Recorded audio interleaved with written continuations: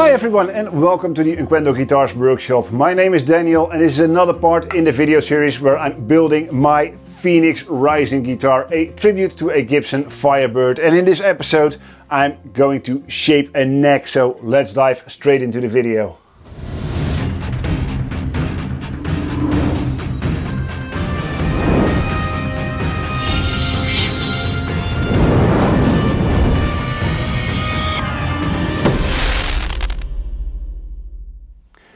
In previous episodes I've been working mainly on the fretboard, doing the fret slots, inlay, fret position markers, radius sanding, side binding, you name it. So it's going to be great to do some actual woodworking again. And the first thing we need to do is mark the side profile for this neck. First I'm going to put some marks where the 1st fret and where the 12th fret is. And the 24th fret. And these fret position markers act as a guide for some other measurements I'm going to use to determine the neck thickness and taper. For example, at the 1st fret I'm aiming for my neck to be approximately 20 millimeters thick. So I'm going to make a mark on 20. I usually like a taper over 12 frets of about 2 millimeters.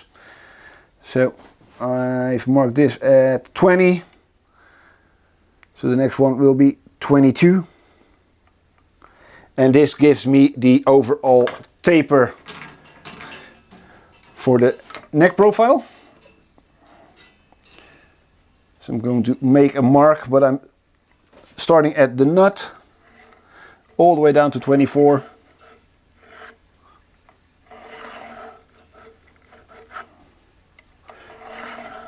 Something like so. And the next thing I need to do is figure out the shape of the heel. And to determine the shape of the heel I'm going to use my template where the neck pocket is indicated. And I can put my neck on the template.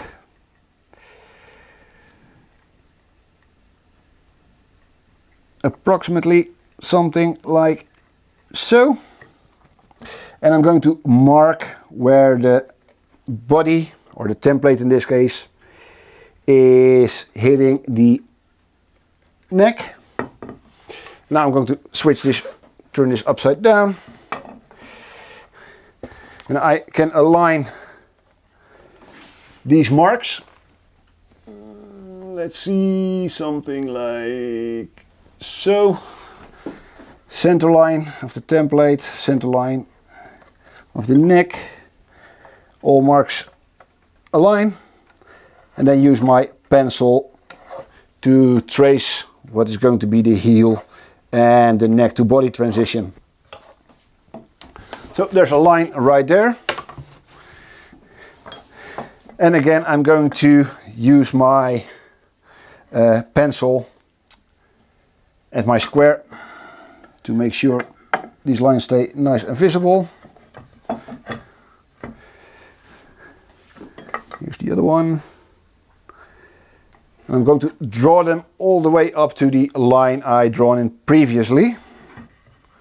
So I have to lengthen this a bit more. But most importantly in this case is the base side, because that's the lowest side.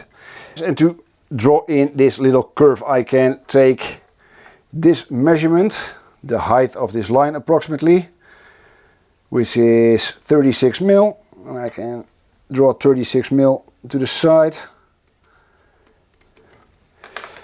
and use a compass, set it to this line.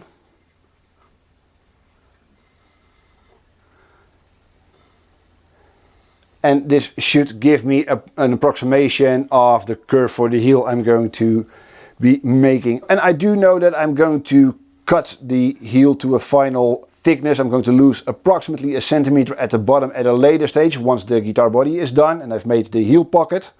But by doing the curvature all the way to the end, this gives me a bit more play when it comes to the final shape of the heel once it's joined in the body. So it gives me a tiny bit of extra material to work with at a later stage. And of course a lot of extra material on this side that I'm going to remove when I'm going to blend the heel of the neck into the guitar body. So neck thickness is marked, heel is marked, next up is the volute. So guys, and for the volute I'm first going to draw in the nut line, front and back, and approximately the center, which should be 3 mils.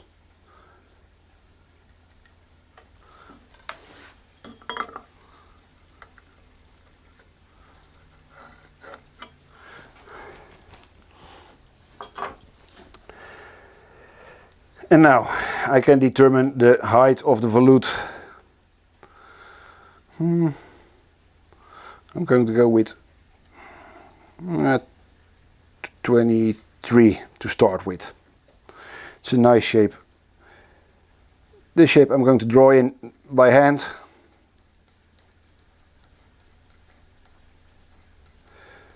Something like so. So, and for the headstock I'm going to mark out a thickness of 14 millimeters right now. And that's because I want to end up with a headstock thickness of approximately 15 to 16 millimeters for the tuners I'm going to use. But at a later stage I'm going to add a 2 millimeter veneer to the top of the headstock. So by marking it at 14, this gives me a bit more material to play with if necessary. So if the cut goes a bit sideways or I end up sanding the headstock too thin, I have some extra material to work with. Yeah, I like to use this fret spacing ruler for this because it's nice and flexible.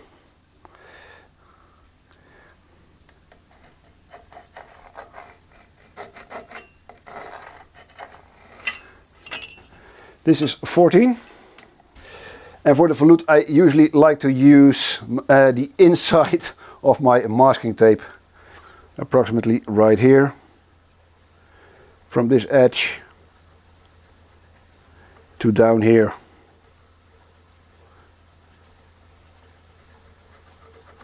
So, and I'm drawing it in all the way to the bottom so I can use the bandsaw to cut all the way through. So it's a guide for the bandsaw. I want to make this a bit more steeper, so maybe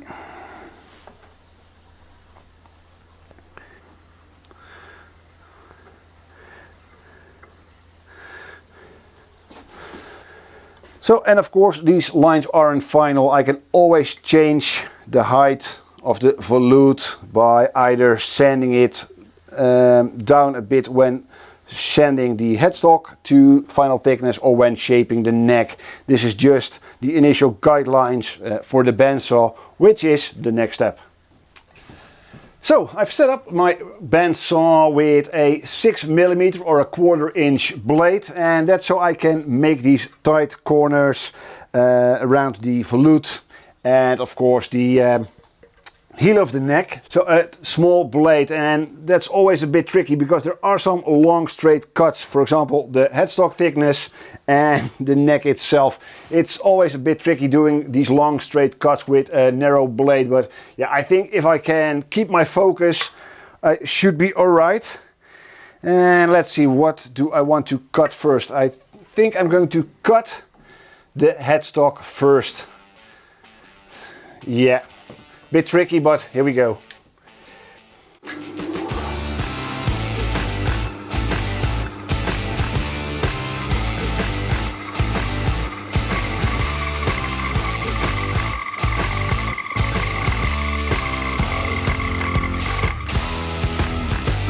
Of course, dust extraction.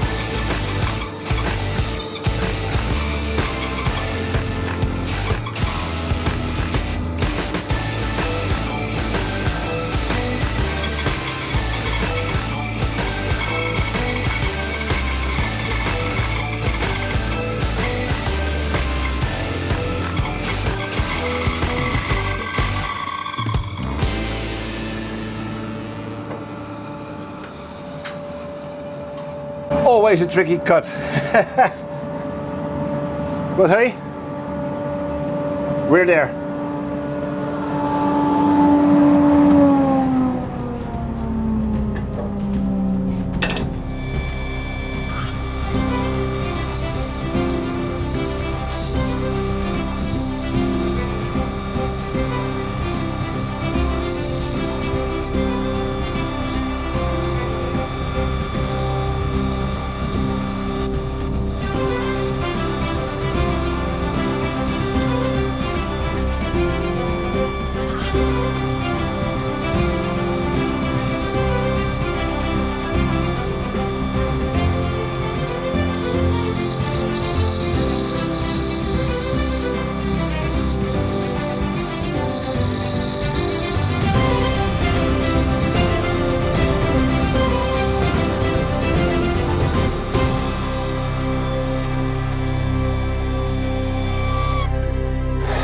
So yeah guys, one rough sawn neck, and when I take a closer look at my lines, I think I did a pretty fantastic job.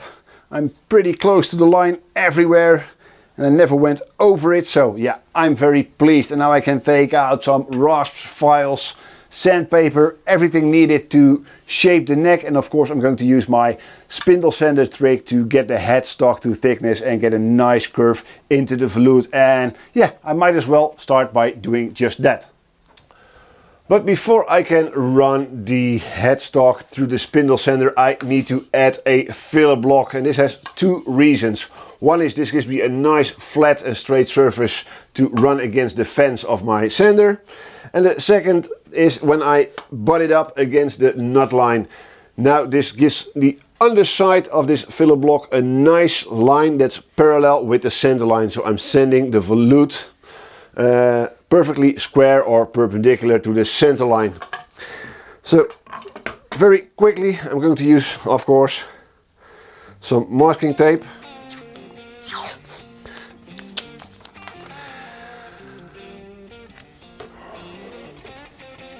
I'm sticking it on the headstock. Make sure there's no creases. And I'm putting them at an angle so I have a bit more surface area. So now I can butt up the nut line up against the block.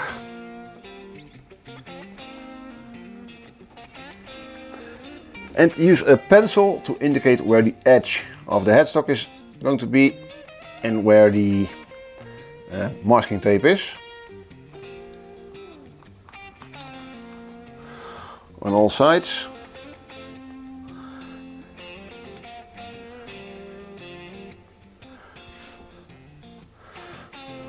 So here we are. And run some masking tape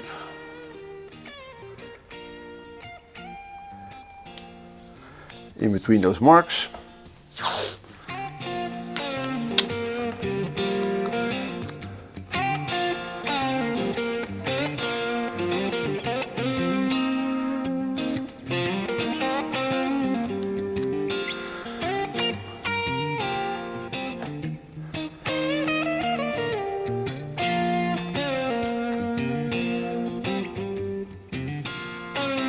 So,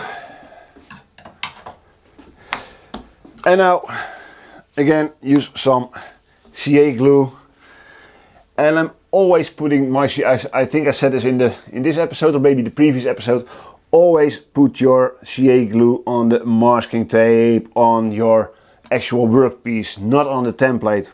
And that's because I rather glue a piece of masking tape to my template than I do it the other way around, because then I have to clean up my lovely surface, in this case of my headstock.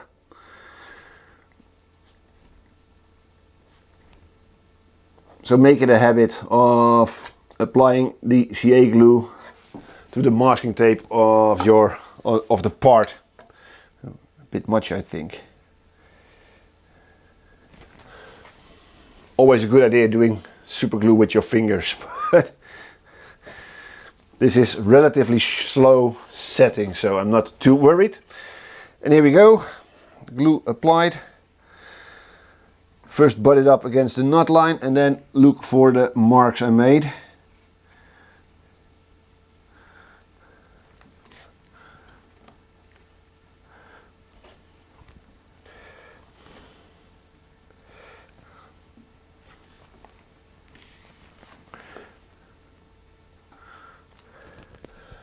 And now I'm going to hold it here for a second.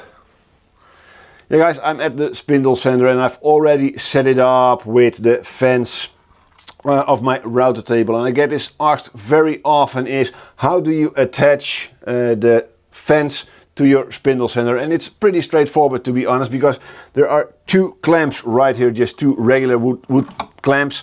And because the spindle center has a hollow edge, I use a tiny block of wood, and you can see it peeking out right there to bridge that little gap, or I put a block of wood underneath it and just clamp it down together with the fence on the table. And I've set it up in such a way that now the headstock, when run up against the fence, fits barely in between the spindle and the fence. And to adjust it, I just take a little hammer and tap it to the outside to make it wider, and tap it to the inside after a couple of passes until I'm at the correct depth.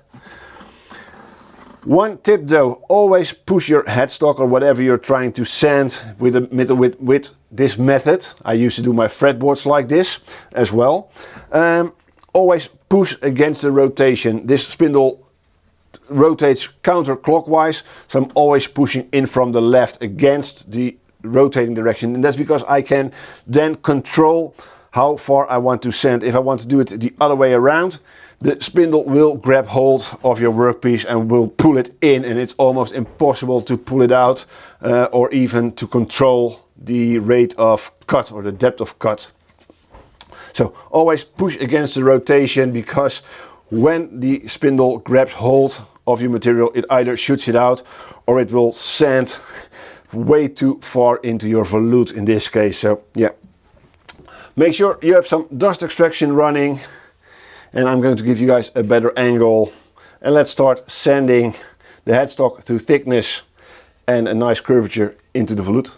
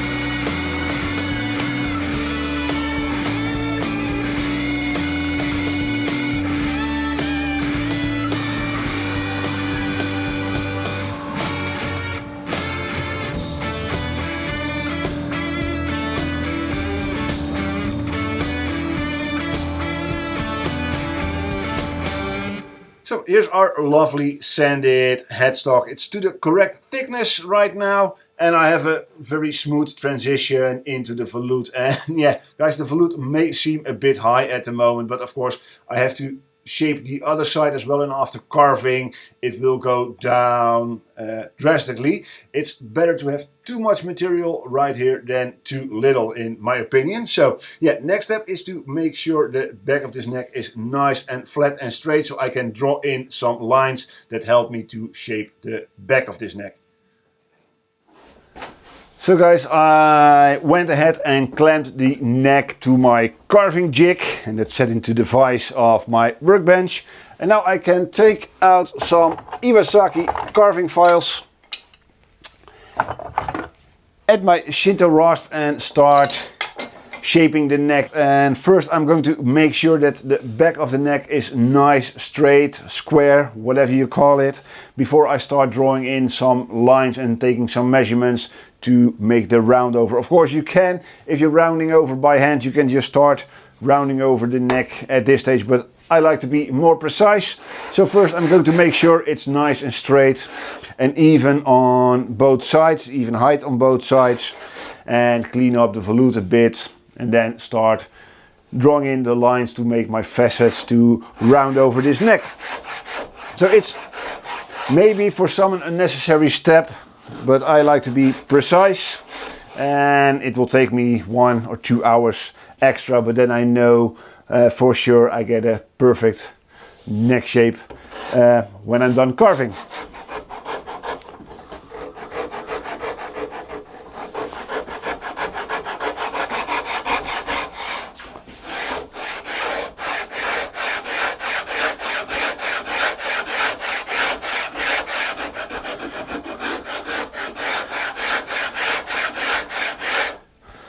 So first pass is a rough pass to get rid of any marks made by the bandsaw, and this is usually a good indicator that we're getting close to being nice, straight and pretty square.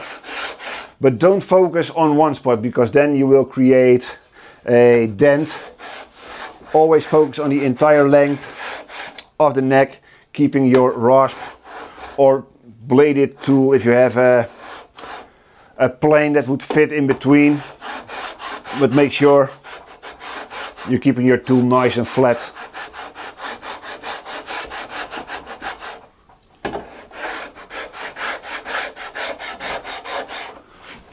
And switch sides from now and from time to time.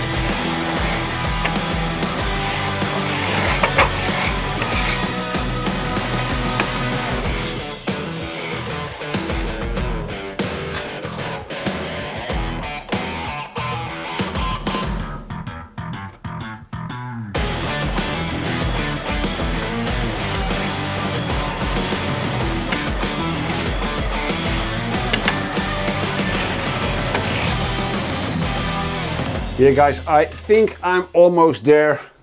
Let's see if I'm square. Which I am, so that's perfect.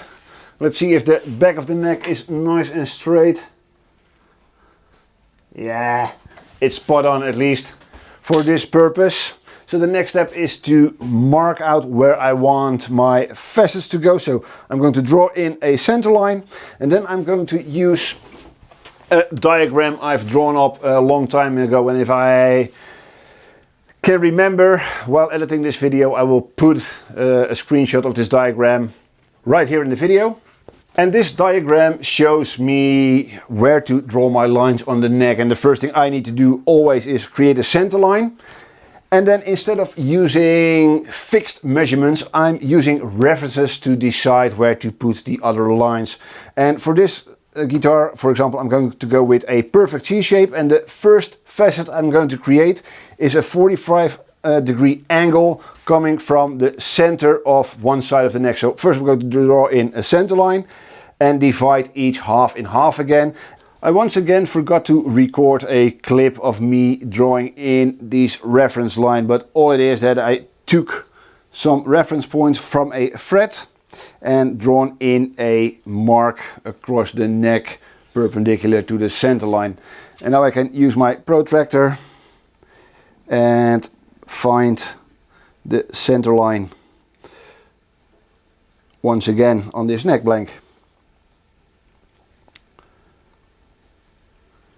And we're going to use these reference lines very often in the next process. Let's see, 37.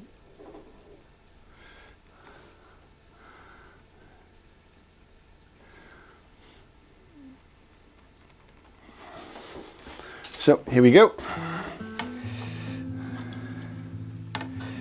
Use a nice straight edge.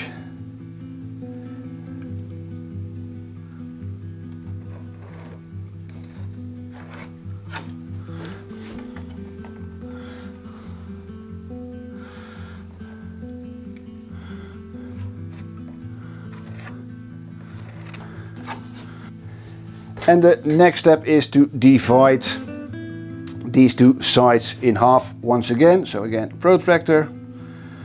I'm going to measure it, so it's 26. So it's 13 on either side.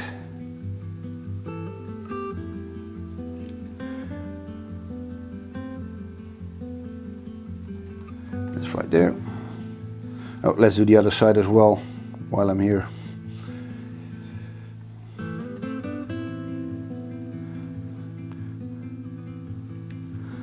It's 11.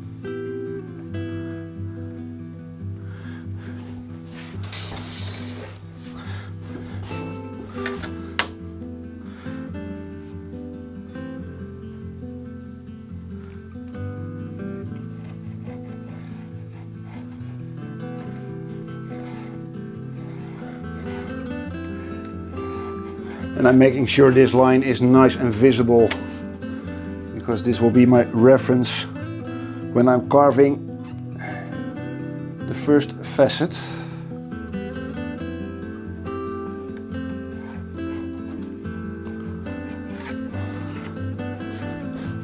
That's one. And let's do the other side off camera. The next step to get a 45-degree angle, and I'm going to use my calipers.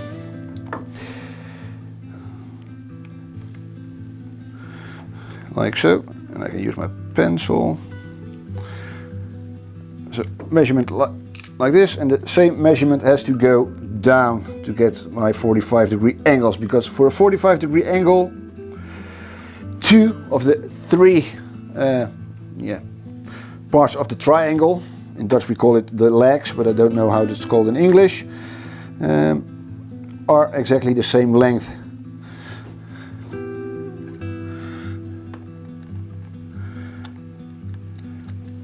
So for guitar building, it is useful to brush up on your geometry.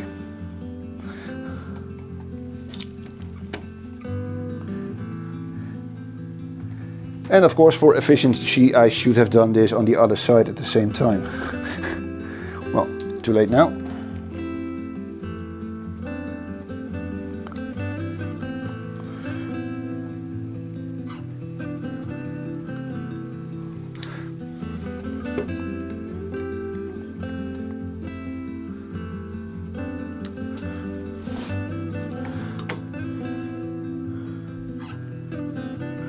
like so.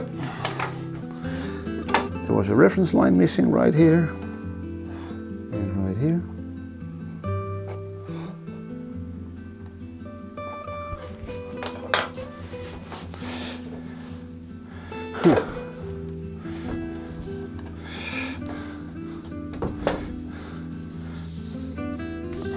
So, and with these marks set on the side, I can try. This is always a bit tricky, I feel.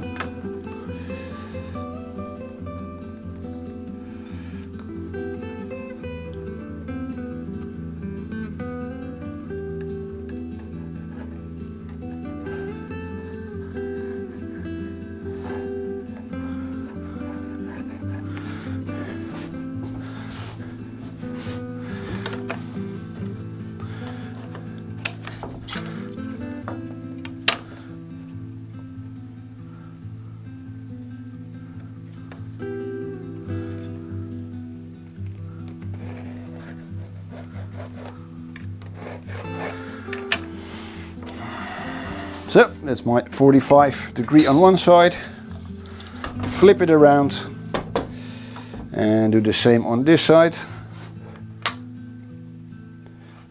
So my lines are in. It might be hard to see on camera, but now I can connect this line with this line and remove all this wood in between using chisels, rasps, files, saws, you name it.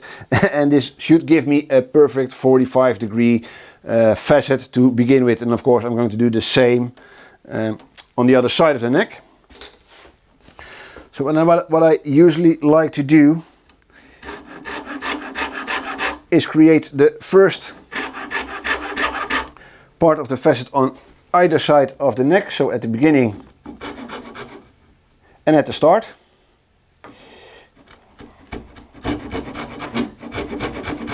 And once I have these two surfaces defined, there's just a matter of connecting these two.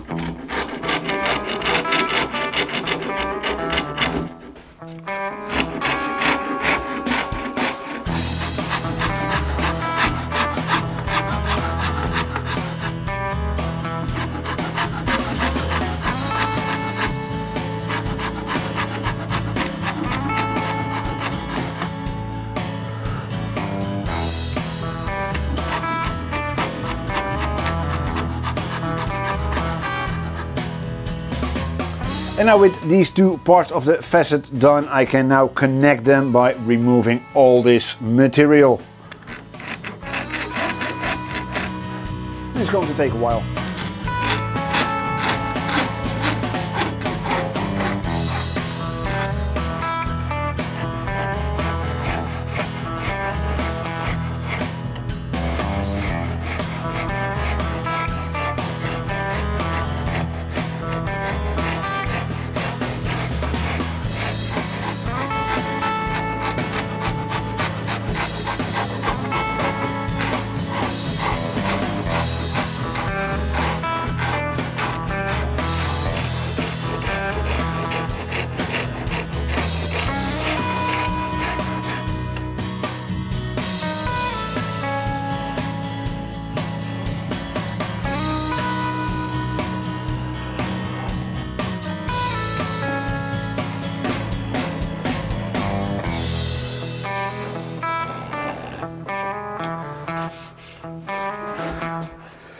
This one, and come on, this one, yeah. So, and now according to our diagram, I need to divide each side of the neck in three.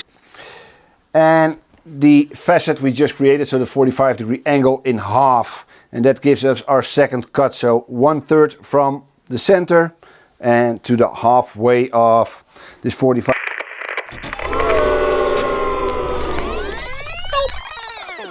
So after marking the second facet on the back of the neck, I'm going to again take my Shinto rasp and remove the material in between those lines and trying to make that facet again as straight and flat as possible.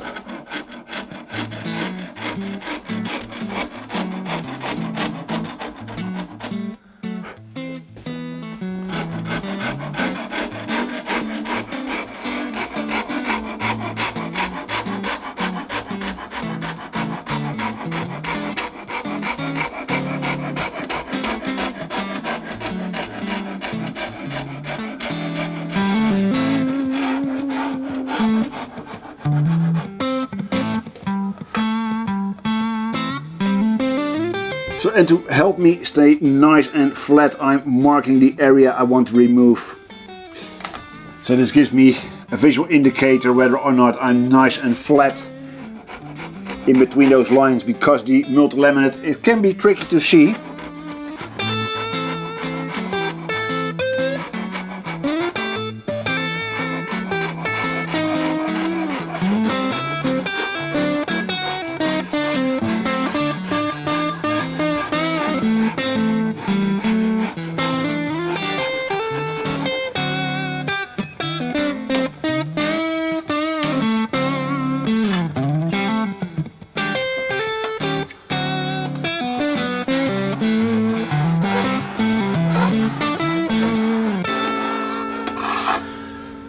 So after using files and rasps to remove a bit more material and to create the second facets on each side of the neck, I'm using a cabinet scraper or a card scraper to finalize these two facets. And at this point I'm also using my fingers more than I'm using my eyes to spot any bumps, humps, any irregularities in the neck profile. And if I'm doing a customer build at this stage, I would also have my customer present here in the workshop to have them feel how the neck is shaping up, and that makes it possible for me to really shape the guitar to their specifications, and they can feel if they want their neck a tiny bit thinner, alter the profile a bit, have a more pronounced D shape, or make it make the shoulders a bit higher or lower, etc. So this is the stage where I'm thinking about the final shape of the neck. I want to have a perfect C for this neck, so I'm going to add a third facet to the neck. Again, I'm going to divide each side of the center line on the flat section of the neck in three again, and use a third of the way to make my first mark, and divide the second facet we just created in half again and remove the material between those marks again. So it's pretty much those steps: a third from the center line or 2/3 from the center line, make a mark and divide the previous facet in half. You can do this as often as possible, but I think usually 2 or 3 facets are enough. Marking the third facet can be a bit tricky, but basically I have to remove material from just outside the black line here to spot on the black line at the nut side for the top, and the center of this facet is on this side of the black line here, and on the other side at the nut side. So I'm going to keep the black line as a reference on both sides. So again, take a rasp, and now I have to be very careful because there's almost no material to be removed. It's just basically only the line left from marking the second facet. That's the high spot.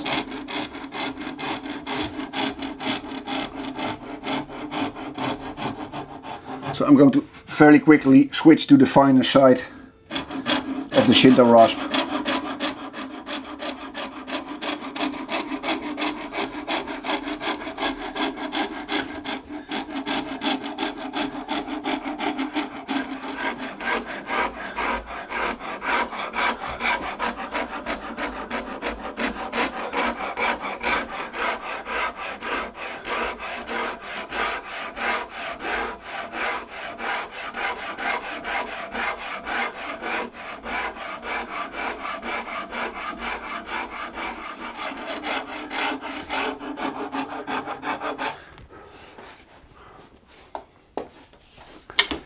And use my scraper to finalize that shape. And I like to use a scraper for this because I can adjust where I'm removing material very easy. I can feel if I'm nice and straight because my scraper won't rock as much, and I can adjust it to the side I need to remove some material from.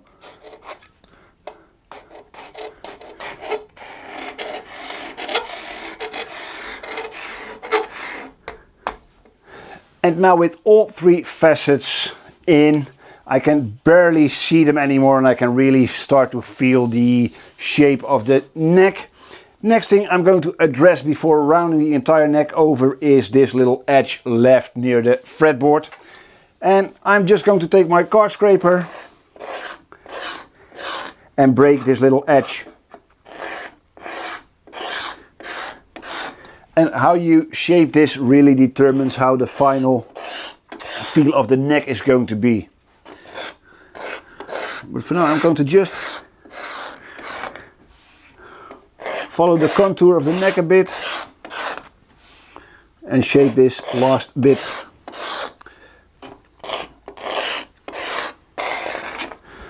Nope. So nothing special, just break that edge. And try not to hit your masking tape.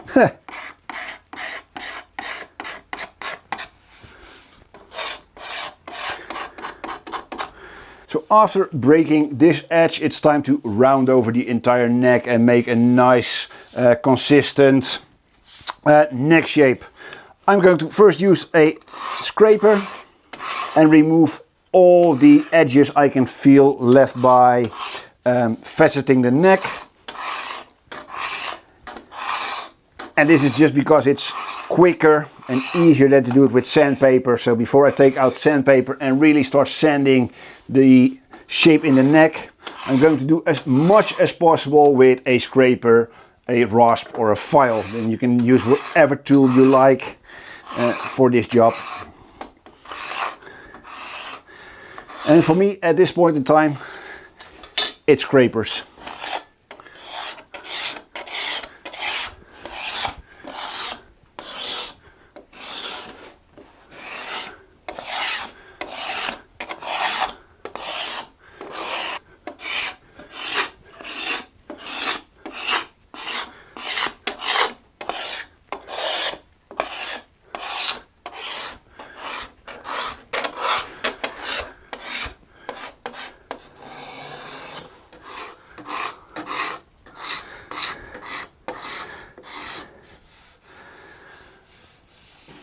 So after having removed most of the noticeable flat spots and edges left by faceting the back of the neck, it's time to take out some sandpaper. And I think I'm going to start with, I think 120.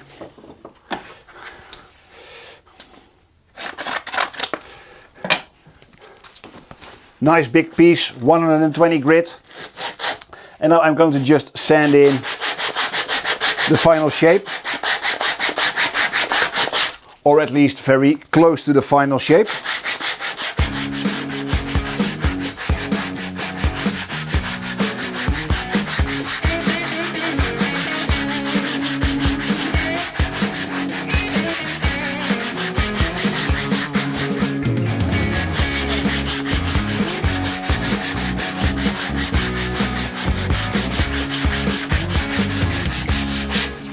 And of course, if you're not recording videos, you should wear a dust mask or a respirator or something.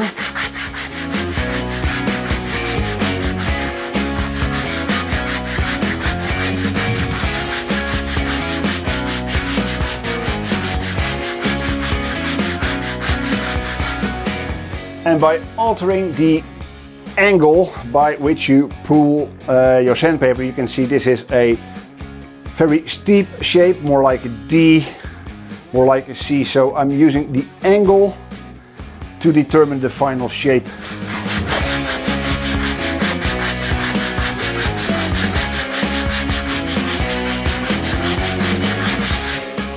And this is something you have to practice. You have to get good at.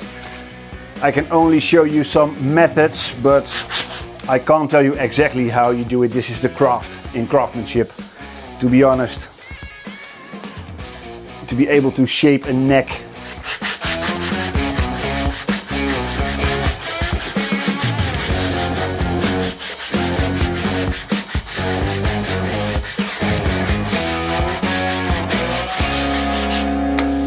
So this can take a while, and I'm going to go up the grits. I'm now using 120 grit sandpaper. I'm going to use 180, 220, 240 maybe, before I'm going to carve the volute. and start the initial carve on the heel of the neck. But the sanding I'm going to do off camera, so I can wear a dust mask and put on some dust extraction and put my fan on, because it's starting to get really hot. So I'll be back with you guys when I'm done sanding the back of this neck.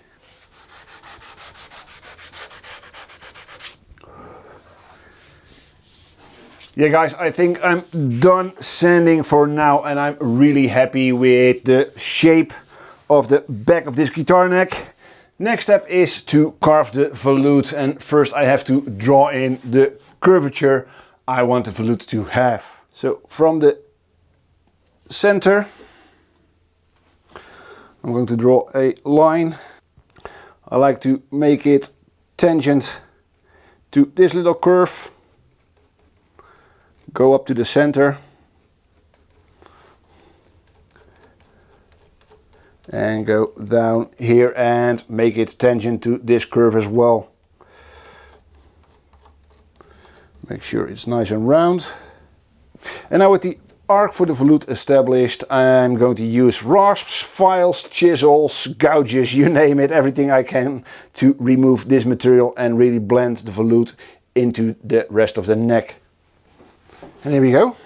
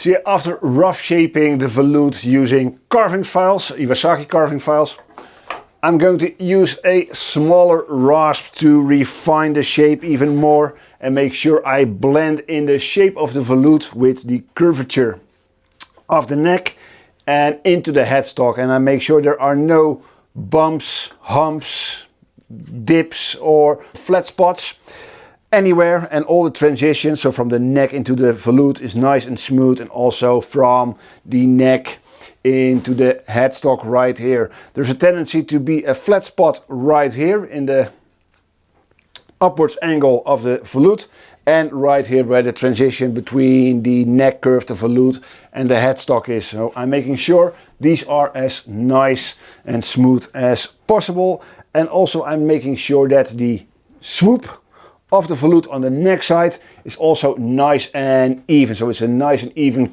curve, because sometimes you have a tendency to file or rasp to the line we just drawn in, making the swoop change angle near the top of the volute. So it's I think it can be tricky to have a nice smooth and even curvature into the top of the volute. So yeah, I'm using small rasp, small files, and make all the transitions as smooth as possible. And I can literally spend hours doing this. I really like shaping the volute and make sure everything, all the transitions are as smooth as possible, that you can, yeah, almost don't notice the transition, the change of surface and the change of curvature at all.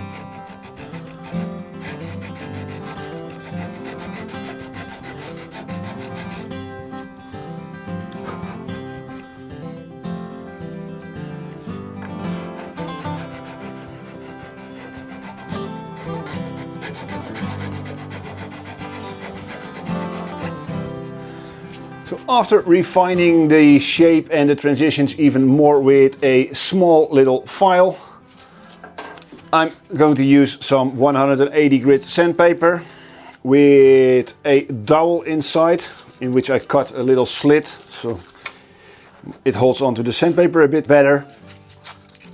And with a very light touch, I'm going to refine and blend in the transitions even more.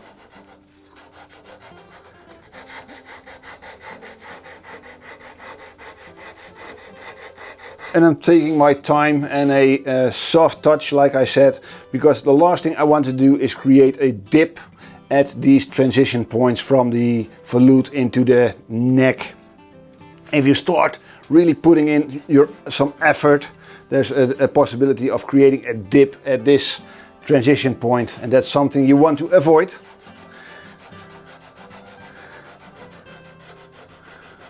So just a very light touch.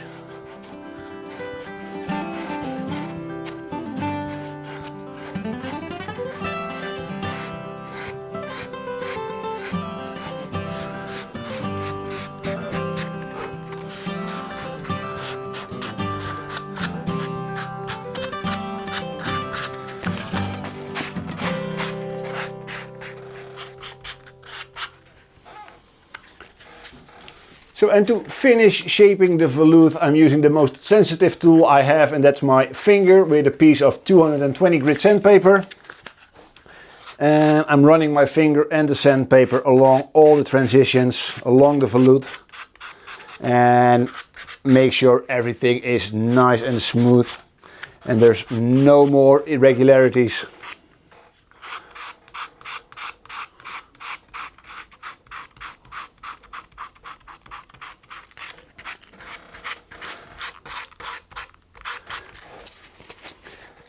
And also at this stage I'm going to run the sandpaper and my finger along the edge of the volute and the edge of the headstock. This is the final edge, and by running my sandpaper lightly along that edge, I'm breaking the edge, making it less prone for chipping and denting.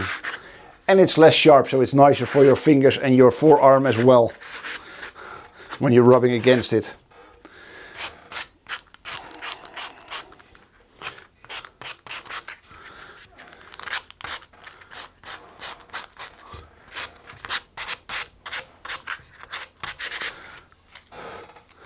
So yeah, let's feel if the transitions are nice and even and as symmetrical as I can get them. And I think I'm there. So yeah. Volute done, time to address the heel of the neck.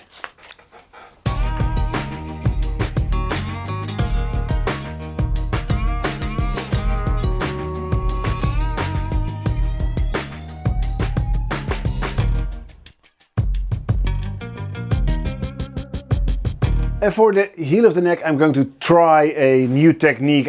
For the first time, I'm going to use gouges to remove most of the material, just to see how it goes. And yeah, hopefully this gives me another tool in my skill set to use when making guitars. Might be a bit more difficult than I expected. Oh, well.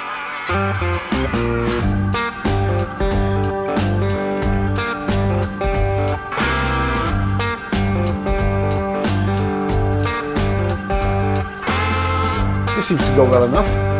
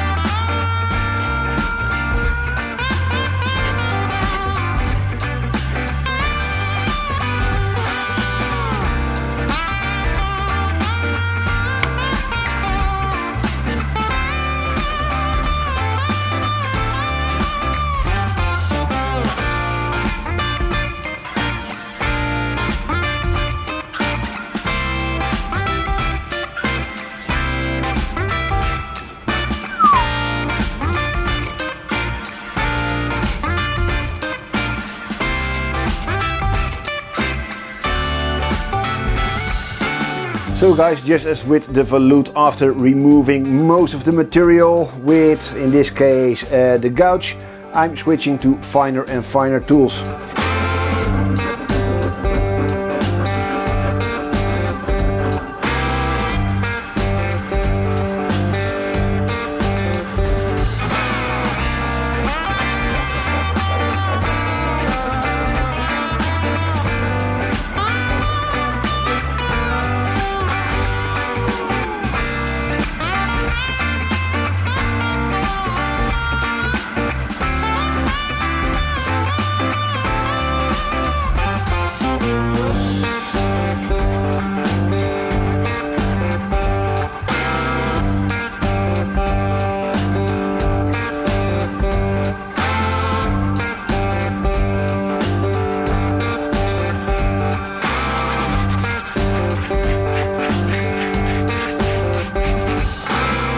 So yeah, a little bit of cleaning up, and that's all I can do for the heel of the neck for now, because there's still some work to do at a later stage. I need to cut the heel down to the correct height as soon as I know the exact depth of the neck pocket in the body.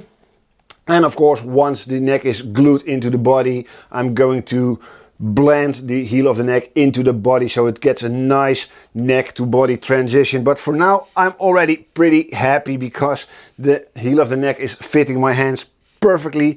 I can reach the 24th frets without any issue, and same goes with the Volute. I can feel it's nice and comfortable when playing in the open chord positions, and it gives me a very secure feeling. So that's nice. And the rest of the neck, it has a lovely C shape, feels very comfortable already. So yeah, I couldn't be more happy with how this neck turned out.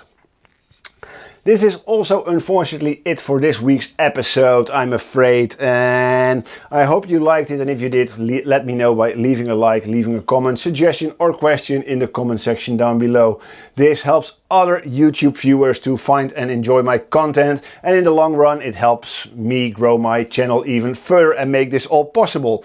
If you'd like to support me more directly, you can do so by getting yourself a nice t-shirt, hoodie or coffee mug from the Unquendor merchandise shop underneath this video, or there's a link in the video description. So I highly appreciate all the support you guys are giving me, and I couldn't be more happy with it. So that's it. In the next episode, I'm going to prepare all the wood for the body. So we're going to start to work on the body, because I'm going to need a piece of the wood we're going to use for the top to make the headstock veneer and really finish up this neck. So next week, or the next video, will be starting to work on the body as well as finishing the neck. So hope you guys join me all there, but until then, as always, take care, bye bye.